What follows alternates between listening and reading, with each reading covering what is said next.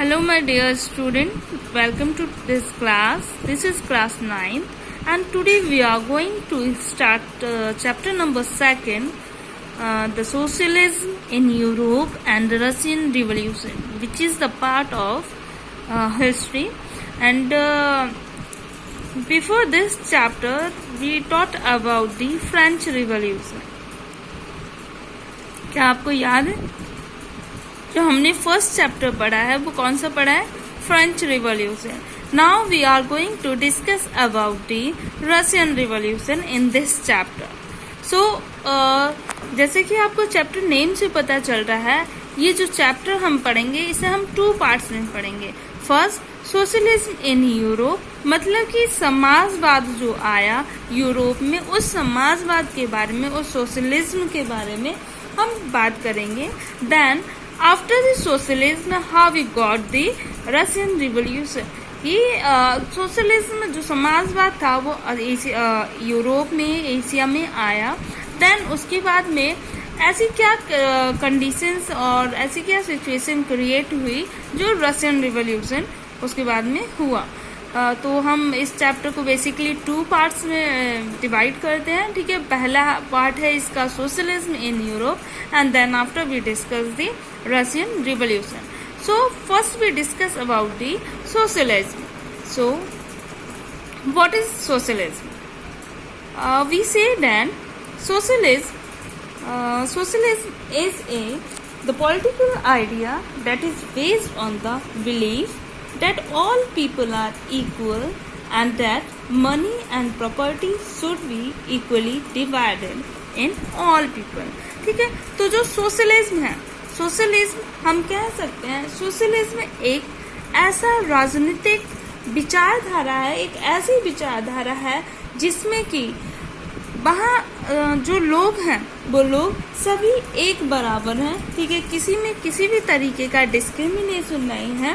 And money और जो property है should be equally divided in all people. ठीक है, और जो वहाँ का पैसा और जो प्रॉपर्टी है वो भी सब में सभी लोगों के बीच में इक्वली डिवाइडेड होनी चाहिए.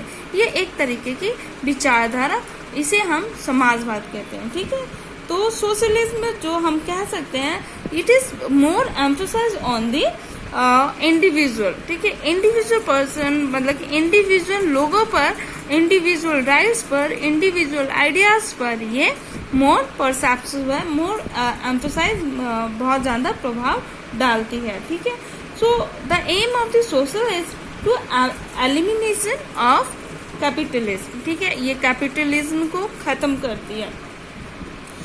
And so in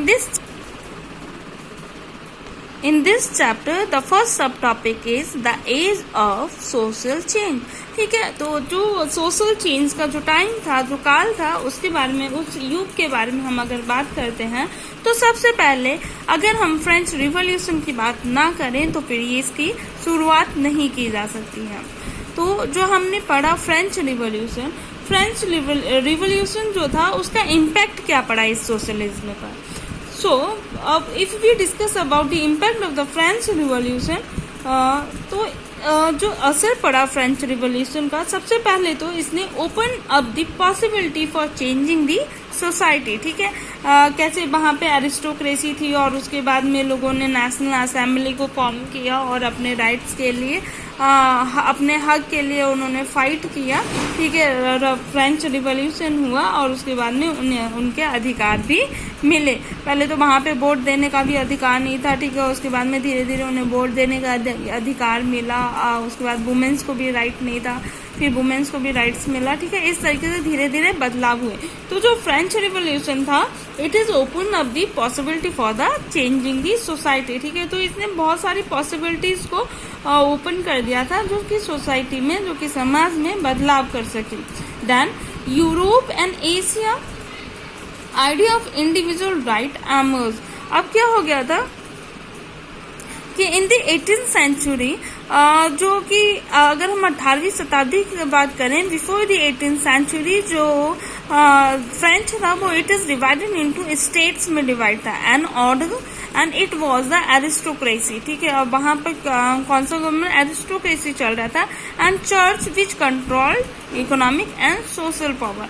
but suddenly after the revolution, but जब फ्रेंच रिवॉल्यूशन हुआ उसके बाद क्या कंडीशन हुई, many part of the world including Europe and Asia new ideas about individual right and who control social power began to be discuss.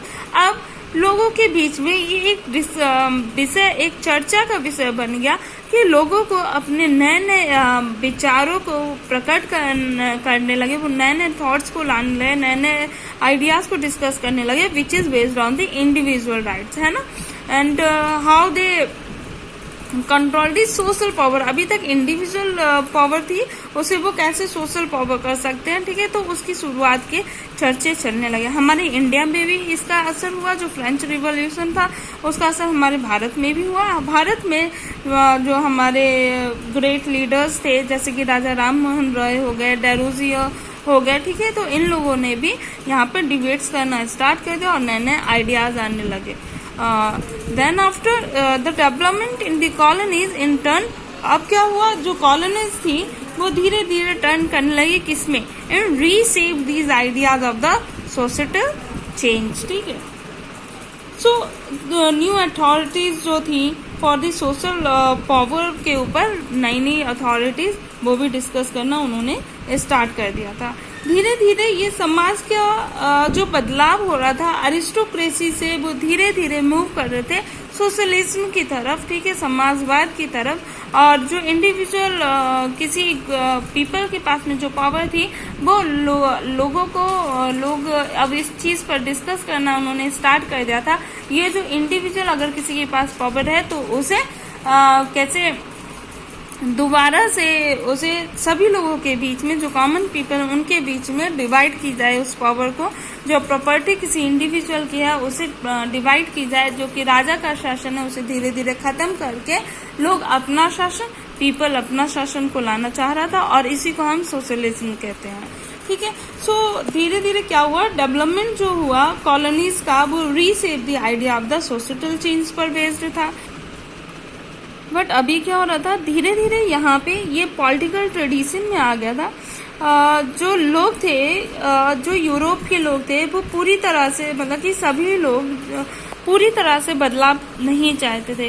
वो क्या चाहते थे, कुछ लोग थे वो ये एक्सेप्ट कर रहे थे कि जो बदलाव हो, बदलाव तो जरूरी है, मगर वो बदलाव एकदम से रैपिडली ना हो के ग्रेजुअल फॉर्म में हो, धीरे धीरे बदलाव हो, ठीक है। कुछ लोग ये चाहते थे कि रीस्ट्रक्चर करना चाहिए, और सबके अपने अलग अलग आइडियाज थे। तो जो ये आइडियाज, अलग अलग व्यूज, अलग अलग आइडियाज जो लोगों के निकल के आए, उसे 3 पार्ट्स में डिवाइड किया गया।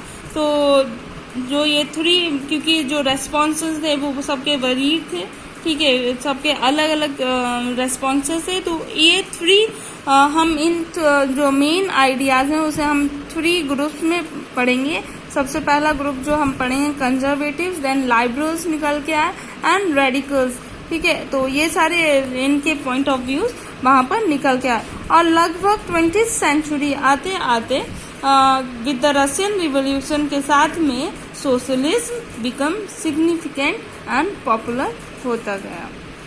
So that's all for today, and tomorrow we are going to tomorrow we will discuss about the liberals, radicals and conservatives. Thank you my students, have a good day.